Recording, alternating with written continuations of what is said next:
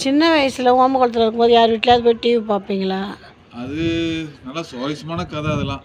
அங்கே வந்து கனகாக்கா வீடு ஒன்று இருக்குது, அருள் வீடு இருக்குது, அப்புறம் கண்ணண்ணன் வீடு. நாங்கள் வந்து கனகாக்கா வீட்டில் தான் வந்து ஒளியும் பார்ப்போம். டிவி பார்க்க இது ஞாயிற்றுக்கிழமை டிவி பார்க்கறதுக்கு அந்த படம் போகிறதுக்கு முன்னாடி ஒரு அரை மணி நேரத்துக்கு முன்னாடி ஜங்கிள்னு ஒன்று போடுவோம். அதை பார்க்கறதுக்கு போயிடுவோம். அப்போ அவங்க வீட்டில் கிரைண்டர், சின்ன கிரைண்டர் ஒன்று ஓடிட்டுருக்கும். ஸோ அதெல்லாம் பார்க்குறதே ஒரு பெரிய சுவாரஸ்யம். ரொம்ப அதெல்லாம் வந்து அந்த 5 மணிக்கெலாம் போய் அந்த ஜங்கிளை பார்க்குறது, அந்த படம் போகிறது, அப்போல்லாம் வந்து அஞ்சலி போட்ட ஞாபகம் இருக்குது, கிழக்கு வாசல் போட்ட ஞாபகம் இருக்குது. அது ஒரு சுவாரஸ்யமான நாட்கள்.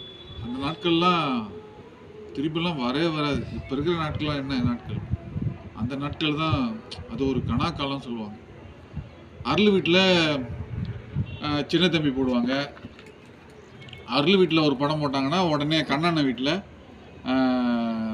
அது பேர் என்ன, திருமதி பழனிசாமி, அப்புறம் இந்த கனகாவும் பிரபு நடித்த படம் ஒரு படம் ஒன்று இருக்குது, இந்த குழந்தை பெற்றுக்கிட்டா செத்துருவாங்க அப்படின்னு பயந்து அந்த படம்.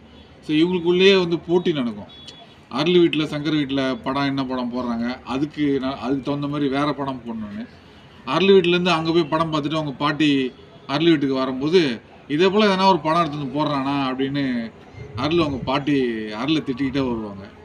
அருளும் சங்கரும் நல்லா தான் போடுவாங்க படம் எடுத்துகிட்டு வந்து. இருந்தாலும் இக்கரைக்கு அக்கறை பச்சனும் இல்லையா, அதுமாரி ரொம்ப செலக்டடாக சின்னவர், சின்ன தம்பி, சின்ன கவுண்டர்லாம் அருள் வீட்டில் போடுவாங்க. அதுமாரி மாற்றி மாற்றி அந்த படம் ஞாயிற்றுக்கிழமை படம் பார்த்துட்டு அந்த இடைவேளை எப்போ வெளியே வரும்போது பார்த்தீங்கன்னா ஜிலோன்னு இருக்கும். கையில் யார் கையிலையும் 10 காசு இருக்காது சாப்பிட்றதுக்கு, ஆனால் ஜிலோன்னு இருக்கும். அதெல்லாம் ரொம்ப நல்லா இருந்தது. யாரும் மூஞ்சிலே அடிக்க மாட்டாங்க. எல்லாமே அக்கம் பக்கம் தானே அப்படின்னு சொல்லிட்டு ரொம்ப ஒன்றுக்கு ஒன்று நல்ல ரொம்ப அண்டர்ஸ்டாண்டிங்காக இருப்பாங்க.